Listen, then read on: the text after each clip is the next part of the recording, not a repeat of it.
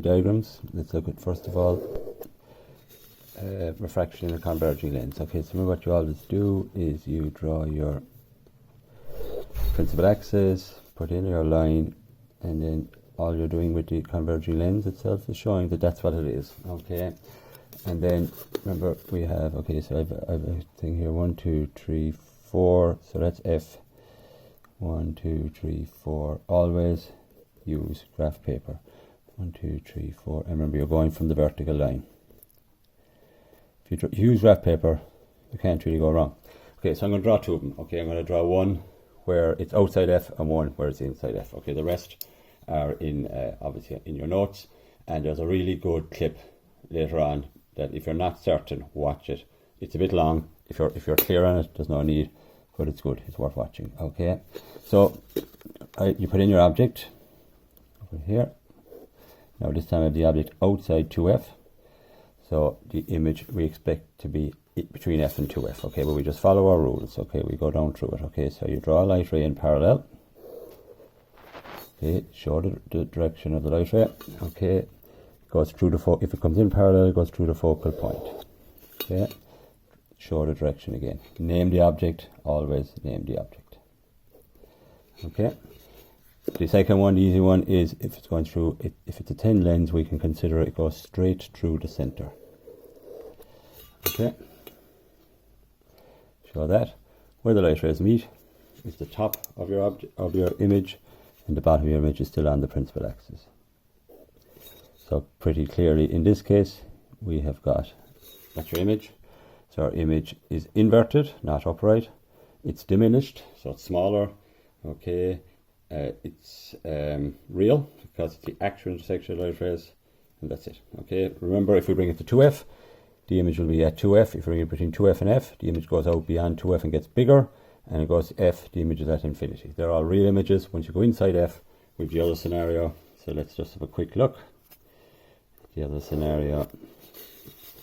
So the object inside F. Right, so we're still converging lens. Okay, so we said 1, 2, 3, 4. 1, 2, 3, 4. 1, 2, 3, 4.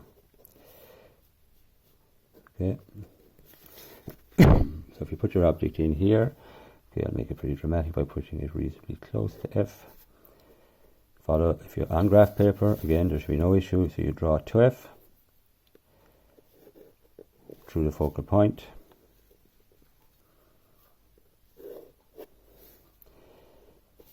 Through the center and go straight through. Okay, looking from here, okay, the light rays are diverging, so therefore the light, your eye thinks they're coming, light is probably in a straight line, so you just continue it with a dotted line, you continue back along to see where they appeared to meet. This is your magnifying glass, remember? You put your object very close to your magnifying glass, but if you look over them in a minute, okay, and you get a magnified image. So it's a magnifying glass. Name that the image. Name this the object. You get a magnified image. Okay, number one, it's upright and it's virtual. Okay, it cannot be formed on a screen. Okay, so here's a magnifying glass. Okay, and if I want to use a magnifying glass, so this is my object, the paper. Okay, or let's say the protractor.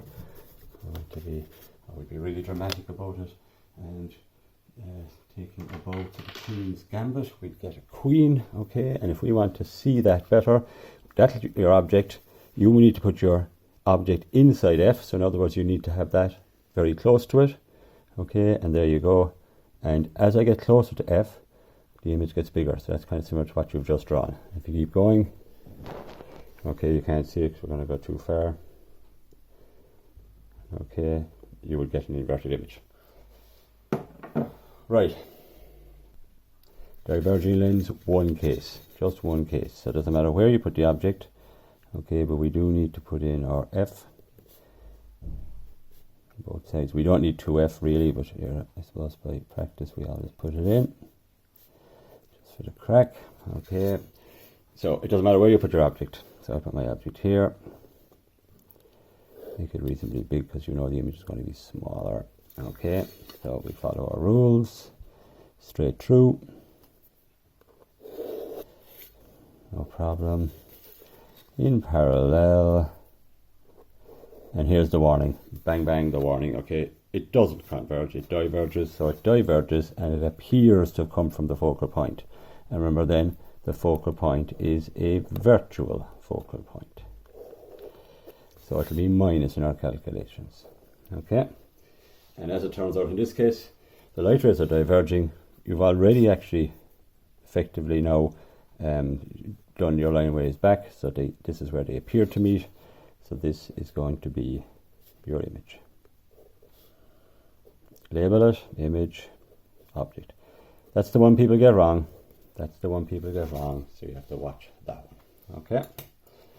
Okay, we'll have a look at a couple of the mirror ones now. Okay, so look at these. Okay, so again, we have our principal axis and we have our vertical lines, and we've put in a concave here and a concave here, shows concave, and a convex here, but we always work to the lines, right?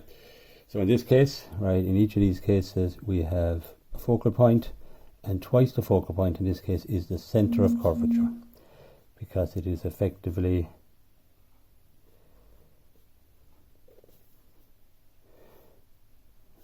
slightly different. Okay, it's effectively a spherical mirror, it's part of a sphere, and in this case the F is behind the mirror, and that has to be a virtual F. It has to be a virtual F because light rays don't go there. Okay, so let's take, in this case, we'll put the object between C and F. Now the geometry is exactly the same, it's just being reflected instead of going straight through as for the other, for the refraction. It's really the same thing. Okay, so light ray in parallel. This time it reflects out through the focal point. Okay, if it goes through the focal point, okay, out parallel. And note, look, there's no problem with it being down below here, you just extend your vertical line. It's the vertical line you're doing. This is geometry. Okay, it's called geometrical optics. Okay, and you get the image here. So again, it's upside down, so it's outside F, the image is upside down, it's magnified, and it is real. Okay, right, so there's four cases again here. There's outside C, at C, between C and F, and at F, all very similar. Make sure you can do them. Check the video if you are struggling. Okay, inside F is the tricky one. So this is your shaving mirror, your makeup mirror. So you're going to get an upright magnified image. But how are we going to get it? That's the question. So light ray in, parallel, through the focal point. Again, the only way to revise these is sketch them. Just do them away. Now the second one then is you take this scenario. If it hits the pole, the angle of incidence is equal to the angle of reflection. And remember the trick we have. That's 4 high, so go 1, 2, 3, 4 down here. And by geometry, you're able to draw your light ray going out like this, but show clearly that you are aware that those two rays are the same. Okay, light ray has refracted. Sorry, they're dispersed, they're diverging. So you have to go back to where they appeared to meet. So off you go. And you get your virtual image. Upright.